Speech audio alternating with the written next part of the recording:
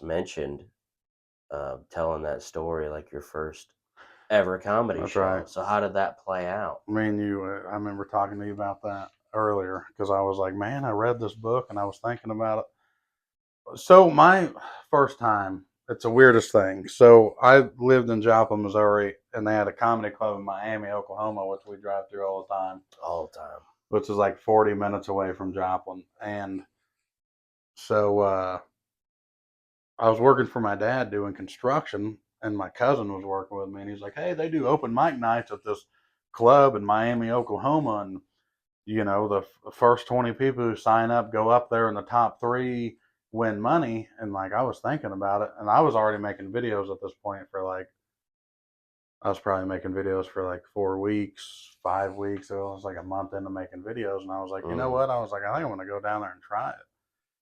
So I went down there with one of my buddies is actually my cousin Cole. We drove the King Ranch down there. We barely had enough money to fucking even get down there because King Ranches suck gas. And we got down there and I walked in and I was so nervous, but I noticed it was $1 beer night. And it was a casino on the bottom floor and the comedy club was on the second floor.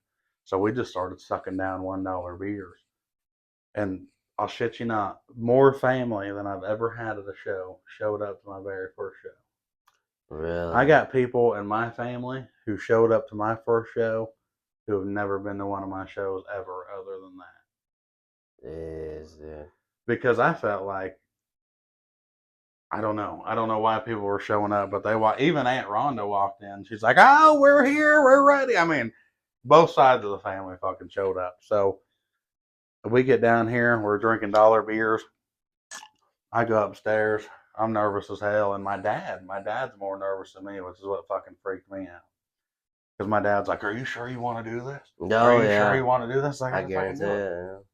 it. Took a shot of Southern Comfort, which I still do today. Went up there, and I can't even tell you what I did for the 5 minutes I was up there. I cannot tell you. I've seen the videotape, and it fucking disgusts me to watch it. I fucking hate watching it.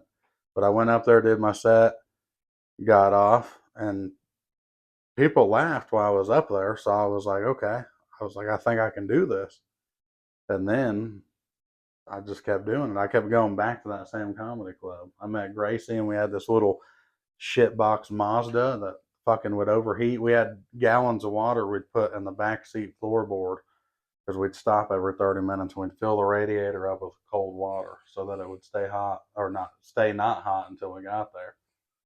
And we'd go up there and do open mic nights. But I never won first, second, or third place with the Mm. judges. They had judges. I never won. And like one night, this dude was having a bachelor party at the casino, and he come up there to do a set, and he won first fucking place. And I'd been coming up there for like 3 or 4 months. Wow. So I was pretty upset about it. And fast forward, we're at the casino, Kansas Crossing, this fucking place. We're Mm. doing the show, and this girl walks up to me and she's like, "Hey, I used to work at the Stables Casino where you started doing comedy." She said I was one of the judges. Yeah, she's like, "They Really? told us to fuck you, to not vote What? for you." Yeah, and I'm not gonna say the guy's name who ran the operation because I'm not gonna put names out there, but yeah, Yeah. and that's the problem with comedy is you go around these other comedians, and if you're good, they fucking hate you. They don't like you. That's why like Yeah. I meet comics and I love other comics. I love working with other comics. What would comedy be if you didn't? You know what I mean? Yeah, So it's such a, being on the road and shit these last couple years, man. It really fucking opened my eyes to like how cutthroat the industry is, and like you really got to be in it for yourself because the next guy is just going to use you and try to fuck you over just to try to get one step ahead mhm. instead of trying to work together, Yeah, you know, because at the end of the day, everybody's got the same fucking goal, yeah. but It's instead they're too busy trying to fucking burn each other. Like it's fucking and I feel like it's stupid. a Midwest thing because we're like in the Midwest, so we're in the middle of everything. There's not there's not a huge comedy scene out here. No, there's not. I mean, there's a couple comedy clubs that have open mic nights, and people run around and act like they're big shit because they do open mic nights. Yeah. But That's why I think me and you we're gonna go to Austin before the year's over.